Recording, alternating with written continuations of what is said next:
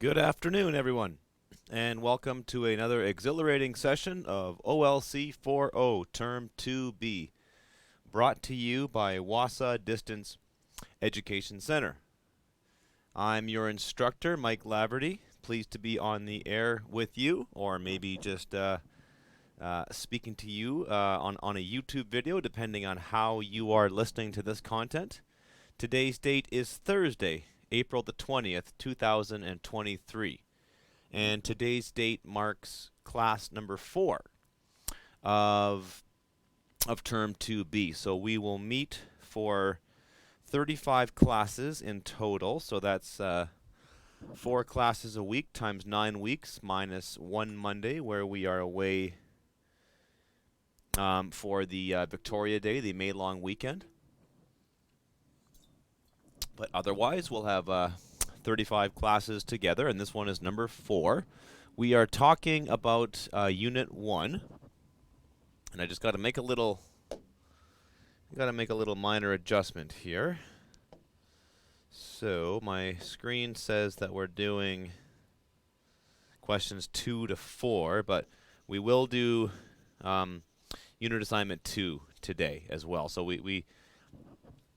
So I just want to mention to people that I do move through the first couple of assignments very slowly. Like we've gone through 4. This is class number 4, and we're still on the first couple of assignments. But as I mentioned in the past couple of classes, it's really important to just establish a writing process. So that's really what the first week is all about. You know, I introduce the course itself, give you some key information for you to be successful in this course, and then we spend a lot of time talking about the writing process, right? And just how to complete these writing assignments. So we're going to spend a lot of time on that, and then next week the course will speed up, and then we'll start to cover more assignments per class. There's 42 assignments in this course in total. So it actually does work out to about, 1 or 2 assignments. Maybe 2 or 3 depending on the unit, per class that we'll cover. But, we are taking our time, and I'm trying to make sure you put your best foot forward and you complete your writing assignments, because there's 3 of them in the first lesson. Assignment 1 is the 7 grandfather teachings. Assignment 2 is growing up in my community. And assignment 5 is about me. So it's like you're writing a very brief story about yourself and how far you've come already. So I don't want to to make students think that they have to produce perfect writing. And that's one of the key concepts that I really want to push, is that you're going to grow over the course of this assignment. You're going to grow. You're going to become a stronger writer. And that takes time. And to become a stronger writer and a stronger reader, you have to put in lots of practice, right? But I'm just trying to give you some strategies so you can produce content, and then just get those first assignments out of the way, assignments 1 and 2, and you'll find that once you've got those submitted, and once you've got some feedback from your teacher, that's me in this case, it'll just provide you with momentum and allow you to keep pushing forward. And that's what this first week is all about, and that's what today's class is going to be about too. We're going to revisit what I've done yesterday and the previous day. So I'll continue to do my live drafting with you, where I'll have a look at my assignments and just see, how I could improve them, how I could make them better. All right, so keep in mind we are on week 1 of term 2B. We'll meet for 9 weeks in total. We meet Monday, Tuesday, Wednesday, Thursday, with the exception of May 22nd, which I already mentioned. That's the May long weekend, so WASA office is closed. There's no broadcast. Depending on your community, your learning center may be shut down, so just please note that you may not be able to contact anybody on that date. And graduation day, June 15th. So that's the final day that you can submit assignments for this chorus, and you also have to have your final exam set up, right? You have to have your final exam set up in your community. So you do have to think ahead and try to get your assignments done, and then reach out and we'll try to find a time that works best for you. So just wanted everyone to be clear on those timelines. So for example, like let's say you were on pace to graduate and you submitted all your coursework in, but we couldn't arrange a final exam, until after that June 15th date.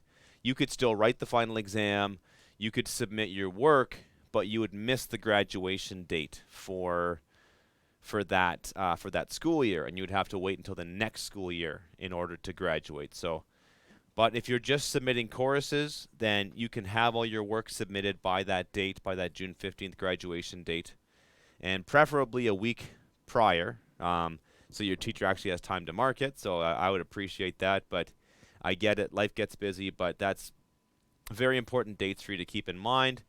And you may not earn your credit until the next school year. You'll submit your work, and then it might get marked over the summer.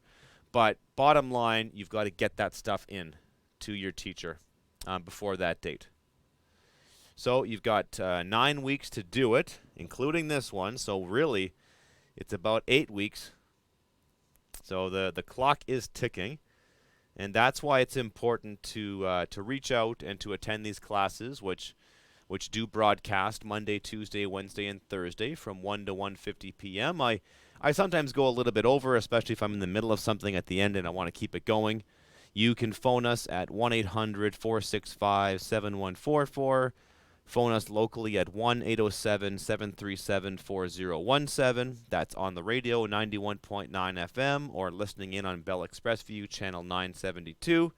And as I showed students yesterday, you can go to zoom.us. You can do this from a phone if you have the Zoom app, or if you have a PC, a laptop, and you got a browser, you can go to zoom.us. You'll click join the meeting, and my meeting ID is 417-6699799, and you can join that way. And of course, I can see that people are watching the YouTube videos, so that's awesome. Search for Laverty Wassa. Find me on YouTube, and you can watch all of the all of the OLC4O playlists. And please reach out to me directly at mlaverty@nnecschools.org. Reach out to me by email that way. You can also find me on Facebook. That's Laverty Wassa. So those two methods are probably the best way of getting in touch with me. So mlaverty@nnecschools.org. That's mlaverty@nnecschools.org, or find me on Facebook, Laverty Wassa. Please reach out to me right away if you haven't done so already. Let me know you're taking the chorus. Let me know if you have any questions, and just note that we need to figure out a way for us to communicate, whether that's through email, Facebook Messenger, over the phone. So just figure that out, and I will do my best to make communicating with you a top priority.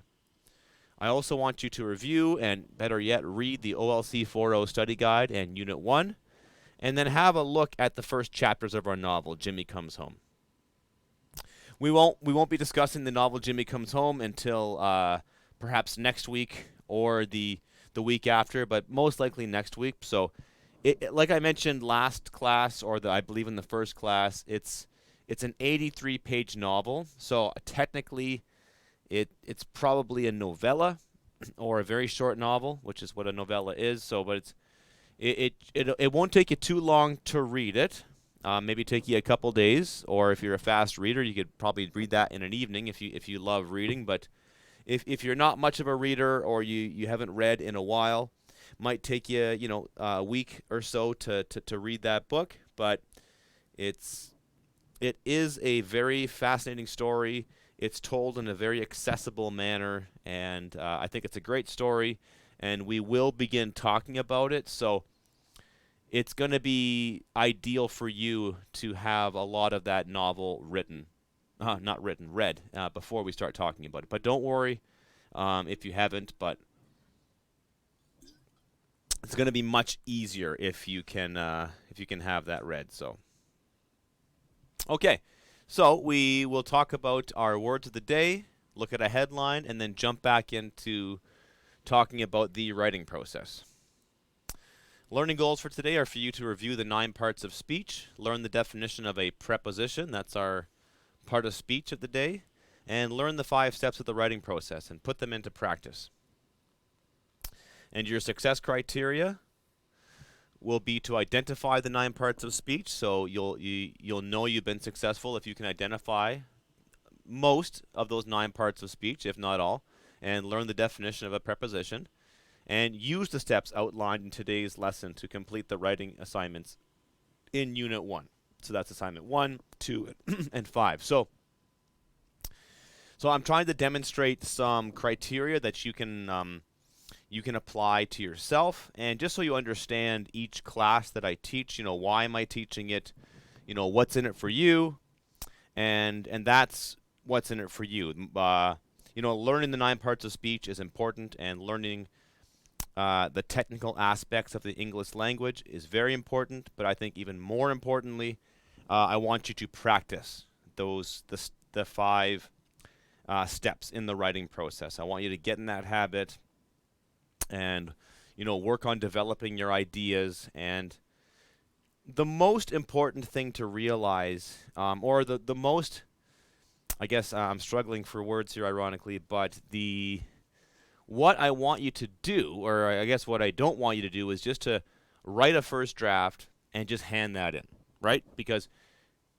what I'm trying to emphasize here is that, especially with writing, is that your first ideas are not often your best ideas. Your first ideas are a jumping off point. They are a way of, organizing your thoughts. I talked about how writing is a form of thinking. So there's a very old-fashioned belief that, writing is just putting your thoughts on the page. But if we look at writing a little more realistically, writing is a way of thinking, and it's a way of working through ideas. And usually the final product, the thing you actually read in the newspaper or on an online article, or anyone who's a professional writer, when they get published, you're not seeing their first thoughts. You're not seeing their first draft. And that's what's kind of frustrating, right? You don't see all of the mistakes they made. You don't see them struggling. All you see is this perfect piece of writing. And you say, well, how can I do that? And it's almost like seeing an athlete on TV. You see them run and jump and skate and, move like Connor McDavid last night. And you're like, how does a human being do that? You don't see all of the false steps they took and all the preparation they put in and all of the practice and all of the research, right? So you have to put a lot of work in, but the results are worthwhile. So our words of the day, again, we're covering those 7 grandfather teachings to help you write the first assignment, but we're also going to be coming back to these 7 grandfather teachings throughout the course. So I just thought it was important to bring up each one in one of my classes. So, it's a good disclaimer. I don't speak Anishinaabe-Moan or Ojibwe, but I'm trying to incorporate it in my lesson plans, and I may mispronounce things, but I try my best to pronounce them correctly. So, Akedawin is courage, or sometimes this 7 grandfather teaching is known as bravery. So I've seen a couple of sources online, and sometimes there's some, I guess, some inconsistencies where some groups of people or some cultures may call it courage and some may call it bravery, but the difference is not that great. And courage or bravery is to face the foe with integrity. Whether it's a literal foe, an opponent you're facing, or whether it's some kind of conflict or some kind of issue in your life that has to be confronted. Um, so it means to live with a solid, strong heart, commonly referred to as bravery or courage. Bravery is represented by the bear. The mother bear has the courage and strength to face her fears and challenges while protecting her young. To face life with courage is bravery. And this is, again, provided by the Seven Generations Education Institute.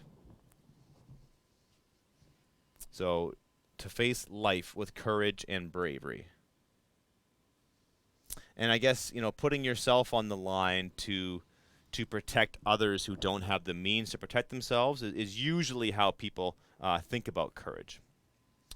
So the English definition, the one we find in the dictionary, says that courage is the quality of mind or spirit that enables a person to face difficulty, danger, pain, etc., without fear or bravery, right? And I've got a quote here from the novelist Madeleine L'Engle, and she says, "We have to be braver than we think we can be, because God is constantly calling us to be more than we are." The word comes from the Middle English, so that's like when we say Middle English, that is medieval English. Medieval means the Middle Ages, so this would be English that's spoken like, I don't know, 1,000 years ago. And the word courage denotes the heart as the seat of feelings, because there was a time when humans, at least in the Western world, thought that emotions literally came from the heart and not from the mind. It's from the Old French courage, from the Latin cor, which means heart, or coeur. So coeur is modern French for heart, and so courage is literally like strength of the heart and having a strong heart, right? It means that literally. Some other related words like to encourage means to inspire with courage, spirit, or confidence. So when you encourage someone, you're giving them your heart, or you're giving them courage. The opposite would be to discourage, to take away someone's courage, to take away their hope or their confidence. And if something is cordial, it's invigorating the heart. It's stimulating the heart. It's sincere. It's heartfelt, right? So a cordial greeting would be one, like if I walk into the office and say, "Hey, how's it going?" I'm not being very cordial. But if I walk into the office and I greet my coworkers like, "Hey, how's it going? It's great to see you. I hope you, I hope you got a handle on that thing you're working on," or just whatever, right? That's cordial. It's invigorating. It's lifting up someone's heart. Just want to have a look at that quote that I put up. So that quote from Madeleine L'Engle, and it uses a comma. And one way we use a comma in many ways, and comma usage is perhaps the most frustrating for. I mean, I don't want to say beginning writers, because I know many of our students have been writing for decades. So you're not exactly a beginning writer, but your writing proficiency or your professional writing maybe needs a bit of work, or you could improve in that area. And when I'm marking student papers, I will often circle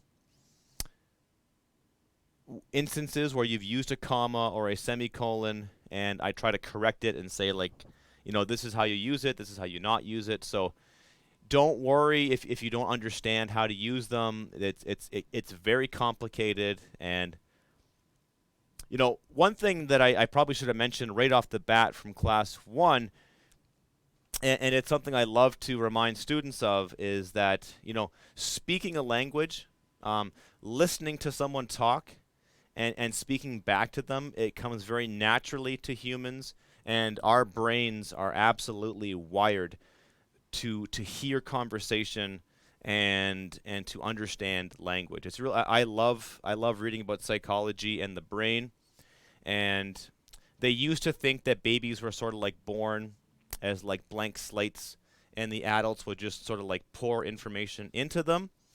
But the rate at which a baby can understand language, and the fact that babies can speak, usually at the age of 4 and 5, and may have vocabularies in the thousands, it actually tells us that we're born with like a lot of that circuitry is like built into us. Like we're born and we're just ready to hear language. On the other hand, reading and writing do not come naturally to human brains. These are activities that are somewhat unnatural to us, and they have to be learned, and they are difficult. Reading and writing are not easy. They are hard, and they do require a lot of work. So don't be too hard on yourself, and that's why I'm here to help guide you through it. I'm not an expert by any means. I'm not at the top of my field, but I think I've been doing this long enough that I can give you some hints, but I also want to give you some encouragement. There you go, to kind of to move on, right? So in this quote, the author says, quote, "We have to be braver than we think we can be, comma, because God is constantly calling us to be more than we are." And then in that case, you could also look at that sentence and rearrange it. You could say, God is constantly calling us to be more than we are because we have to be braver than we think we can be. That would make sense grammatically. I think it sounds much better to have the braver than we think we can be part first. But that's where the comma comes in. And when we use words like because, we often will use a comma to set them up. So the comma comes before the word because. Not every example, but some of the examples. And that's one of the difficulties of learning to be a writer in any language, but especially the English language. There are many rules, and pretty much every rule has exceptions to that, and it can be very complicated to understand them all. The only way you can do it is by putting in a lot of practice and by, listening to classes like mine or anybody else or reading style books. It just takes a lot of time. Here's our article of the day. It's Sandy Lake radio station, there to stay after breaking ties with CBC. Just want to draw your attention because we will be talking about news reports. So news reports have a title. They have a photo. They will have what we call a byline. And the byline is who wrote it and where they wrote it. In this case, it was written by Willow Fiddler, and it was published on March 3rd, 2023. There is a caption, which provides more information on the photograph, and there's a photo credit, which tells us, who took the photo. In this case, it was also Willow Fiddler, and where it was published in the Globe and Mail. Brothers David and Rod Fiddler took over their father Heidi's Saturday morning radio show after he died in 2008, and listeners look forward to their unscripted 2-hour show that David describes as not planned, funny, serious, and informative. There's our headline, Sandy Lake radio station there to stay after breaking ties with CBC. And we are reviewing the 9 parts of speech here. So Sandy Lake is, of course, a place. And on its own, it's a proper noun, capital S, capital L.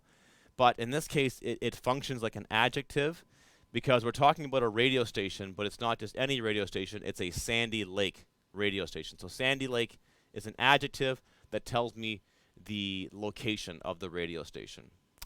It's there.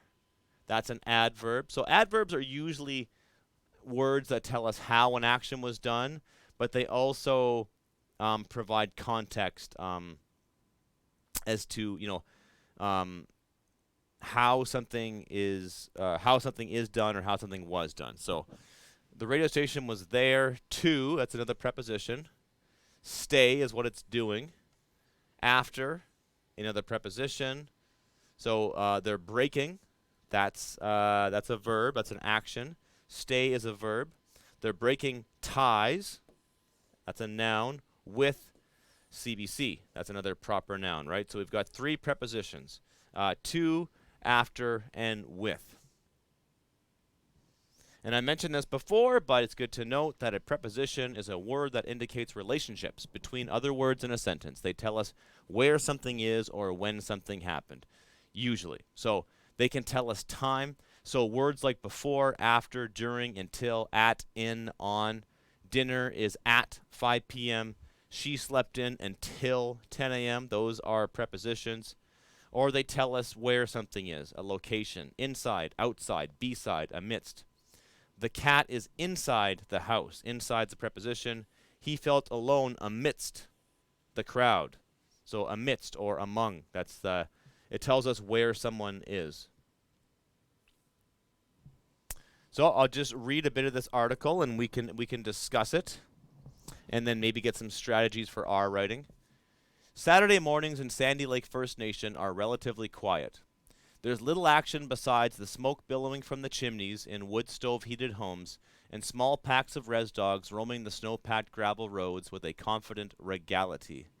Now that's a great word, right? So regality, it means when something is regal or royal, right? So these dogs are roaming with a sense of royalty, like they're kings and queens. That's a great word that Willow Fiddler has chosen to use with her writing. Anytime you come across a word like that, you don't know what it means, look it up. That's really important, right? So anytime you encounter a word, look it up on dictionary.com, understand what it means. I've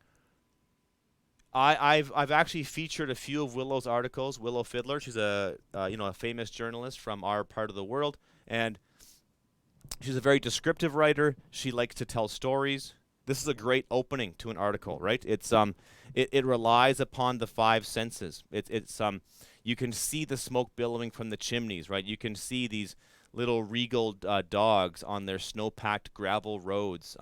It's quiet, right? So she's painting a picture. She wants you to see the town in your mind. So I encourage you to do the same with your writing. Use lots of specific details that rely upon the five senses. That is, I'm continuing along now, that is until 10 o'clock when local radio personalities and brothers David and Rod Fiddler open their radio show at the local James Fiddler Memorial radio station. So that's great, right? So she sets the tone. You got this quiet, sleepy little northern community, but then boom, 10 o'clock hits, and then these guys hit the airwaves. Nestled in the downtown hub that consists of Tim Hortons, Northern Store, the band office, and other administrative offices, the radio station brings the community together, David Fiddler said. He's quoted as saying, "There's a sense of community when you have a radio, even if there's someone here just playing music. You have this sort of connection," he said. So I'm sort of setting up some later assignments in this chorus, but we will be asking you to write your own news report, so that's why I'm showing you some news reports now. And you will be learning how to quote somebody, and you'll note that in these two examples, sometimes you can paraphrase someone, and when you paraphrase them, you don't use their actual words. You just sort of summarize what they said. But when you quote someone, the reason you do it is because you're quoting their exact words. And when you quote someone, you have to be very careful that you quote them exactly. You can't miss a word.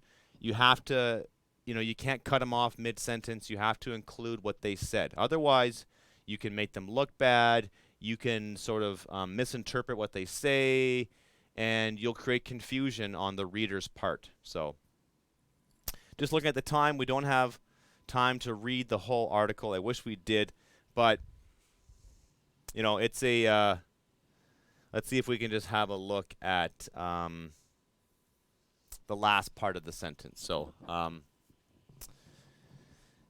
Mr. Fiddler, comma, who works as the Ontario Works Administrator for the community of about 4,000 people during the week, comma, opens the show speaking the community's Oji-Cree language as the dialogue quickly flows into a mix of both Oji-Cree and English. So yet another example of where, as writers, we bring somebody up, or we bring up an idea. So in this case, Mr. Fiddler is brought up, and then comma, you get information about him, where he works, how many people live in his community, and then you see what he does when he opens up his show. One of the quotes in this example has the use of a ... otherwise known as the ellipsis. And we use an ellipsis in that case. So sometimes the ... is like, find out next week what happens, ... It's like, it's sort of like, it sets up that Like it's like a to be continued kind of thing. Or when you're quoting someone directly, the dot dot dot indicates that some words have been cut out. So the reader knows that that's not what he said completely. The writer has chosen to cut out some of his words, and hopefully the words they cut out were just sort of like extra, and maybe it's just didn't add too much to what he was saying. So just a couple of technical points to keep in mind as we move along here. So all right, so we are talking about assignment 2, growing up in my community, and just to refresh your memory, you're looking at about 2/3 of a page to 1 page of writing. So the assignment instructions, they don't specify word count. You know, I inherited these courses from another teacher when I took them on this year, and I'm thinking that if I do revise them for next time I do this, I think that you should have a word count in there to guide you, because everybody's writing is different. Some people have very precise handwriting, and it's amazing, and they could probably put 500 words in a page. It's so small and precise. Whereas myself, I write like a gorilla, and my writing is huge, and there's big spaces, and I could probably put 100 words in a page, right? I write really big and sloppy, and I spend too much time writing on a computer.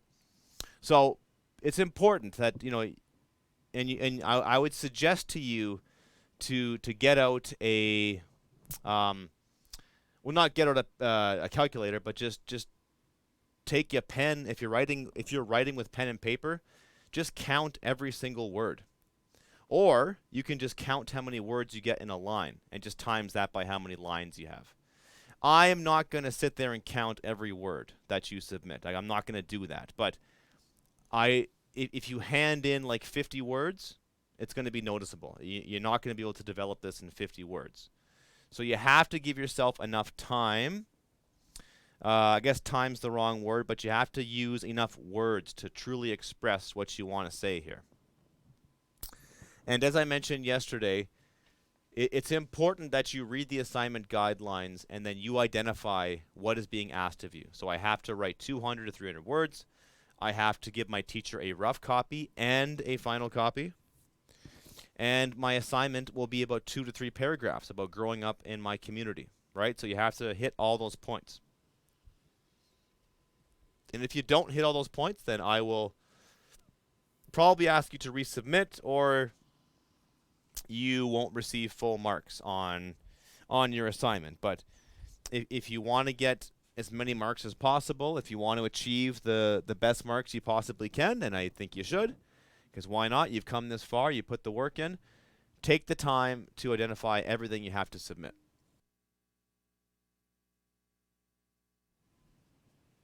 So we are talking about the 5-step writing process. That is number 1, plan. Number 2, write. Number 3, revise. Number 4, edit. And number 5, publish. And again, I like to mention that number 5 is the last step. Once you've published, it's out there, and you may come back to it and revise it again, but for the time being, it's done, it's completed. Steps 1, 2, 3, and 4 can happen in all kinds of different orders. So sometimes you may just jump right into the writing part and just write a bunch of stuff. And then once you see what you've written, then you might do some planning and kind of do an outline. Once you've got that plan done, you may come back here, do some more writing, and then you might revise what you've written, and then maybe write some more, and then maybe finally edit it, right? So it kind of circles back upon itself until it gets to where it needs to go. So yesterday I walked students through this, and maybe I'll pull up my notes from yesterday, and then we can sort of talk about that. But if you go back to class number 3, you'll see where I suggested you start with this planning process, and you just jot down some ideas, and then you see where it takes you.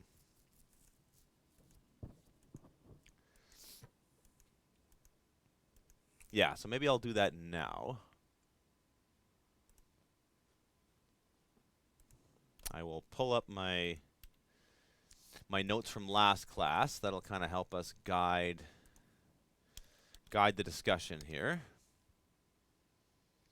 So just bear with me for one moment as I save my current work and I pull up my next one. So what I'm going to do is we're just going to revisit where we were yesterday.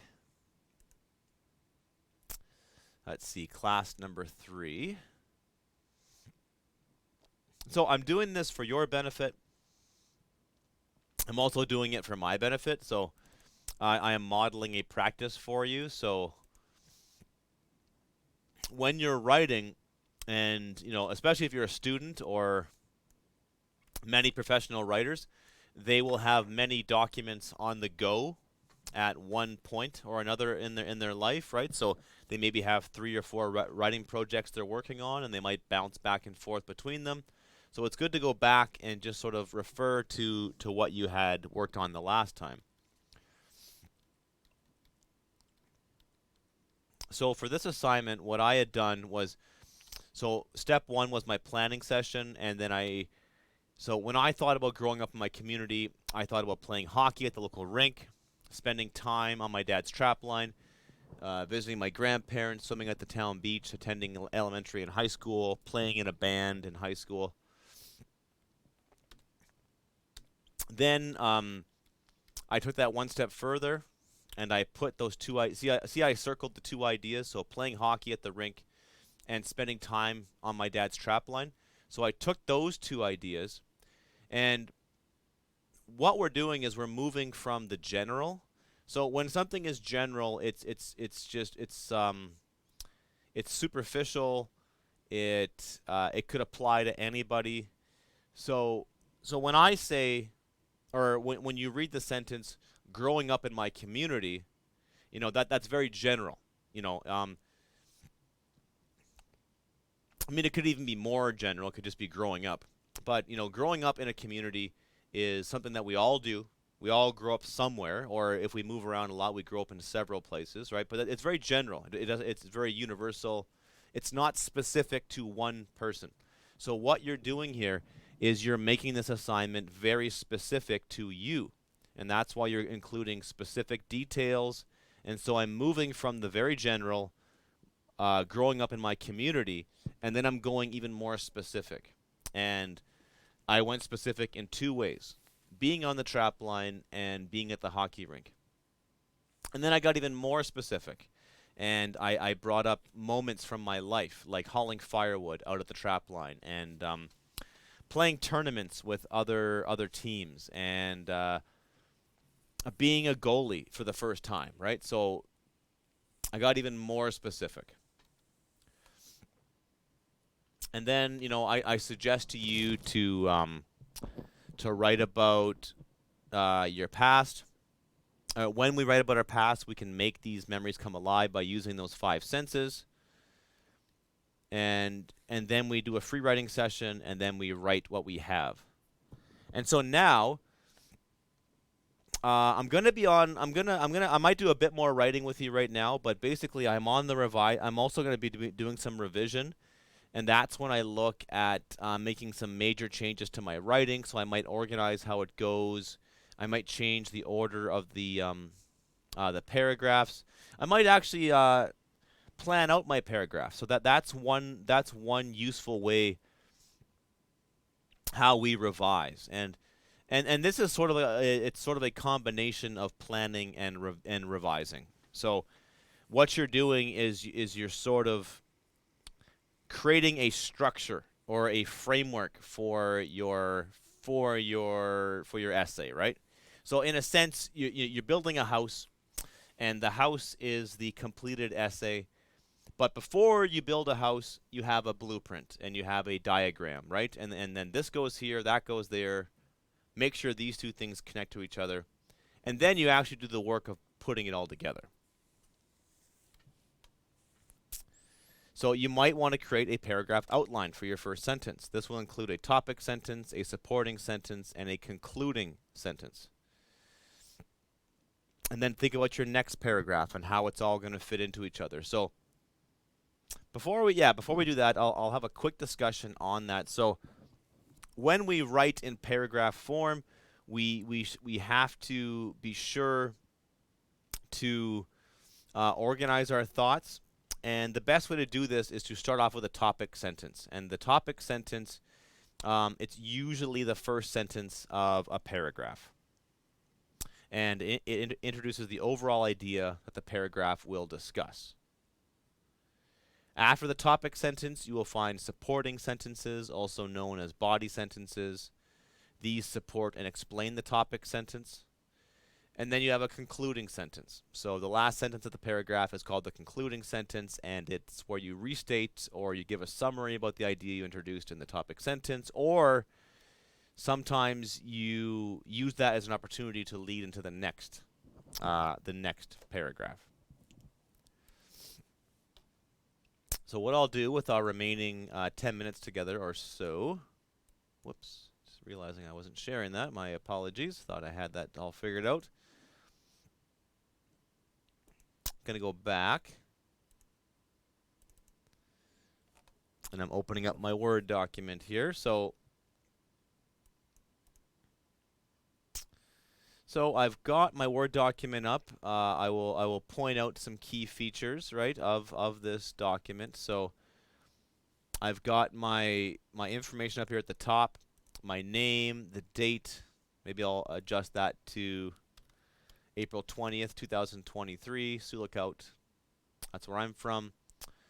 And, you know, I could take that and cut it and then put that up in the header section of my document. And I'm going to do that. So that's an option. You don't have to do it that way, but that's going to be... The header is nice because, especially if you're working on a longer document, then that header will follow you. And like I'll just show you, if I just keep hitting enter here and I start a new page, it's going to be there. And I see that my highlighting is somehow part of that header too, right? So, never seen that before. There we go. It's cut. Same with that one. Okay. So I made some notes to myself. Find a way to connect these two ideas or memories. Maybe write a sentence that connects them. So what I'm doing here is I'm just giving myself some notes. So paragraph 1, paragraph 2, and paragraph 3. And this is like where the rough draft comes in really handy. And you may want to do this for your rough draft. You may want to just like actually write out, you know, like paragraph 1. And paragraph 1 is going to be about being on the trap line and spending time at the rink.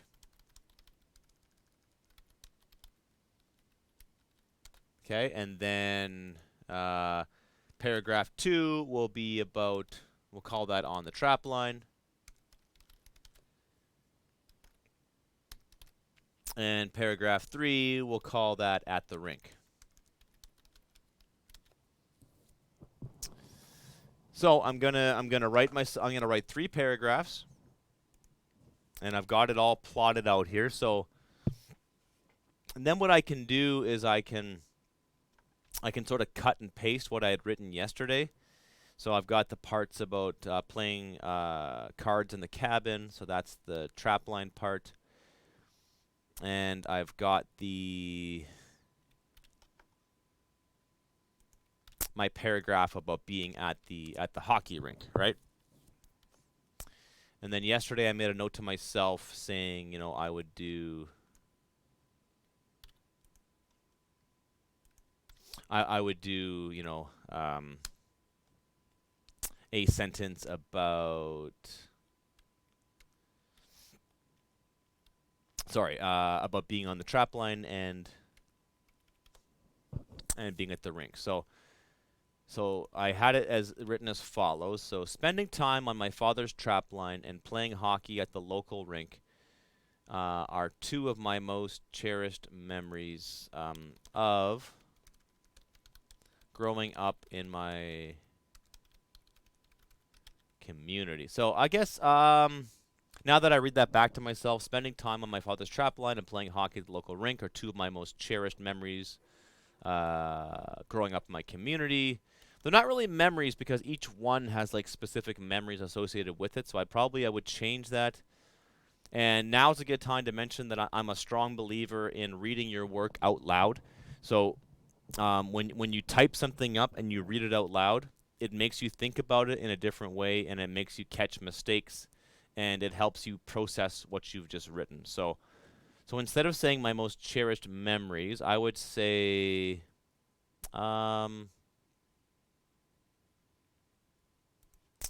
maybe, how about this? So when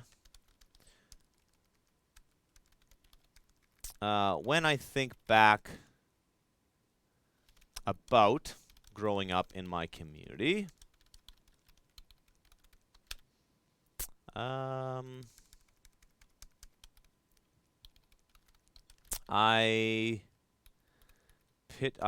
see, or I don't know. I see myself. Yeah, I like that. I see myself on my father's trap line, or playing hockey at the local rink.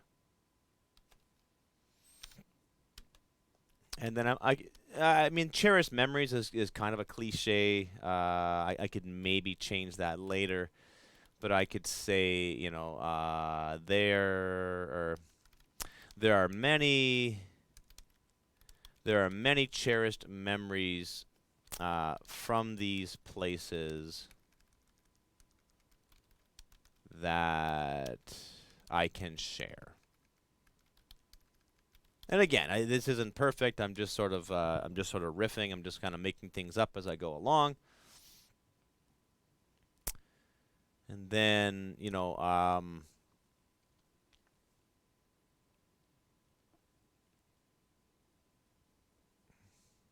I don't know. I might do a paragraph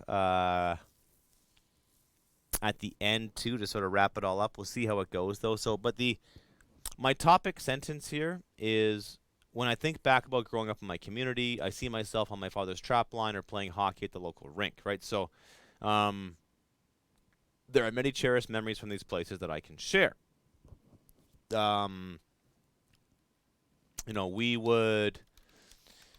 would drive an hour or so.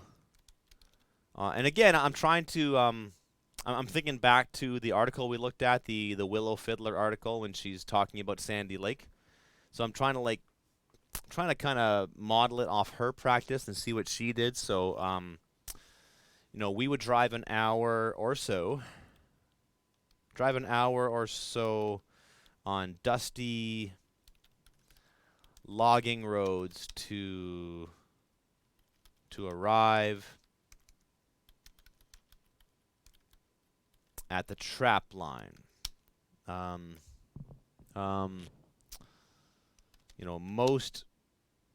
Most days in the winter would find me at the hockey rink, right? So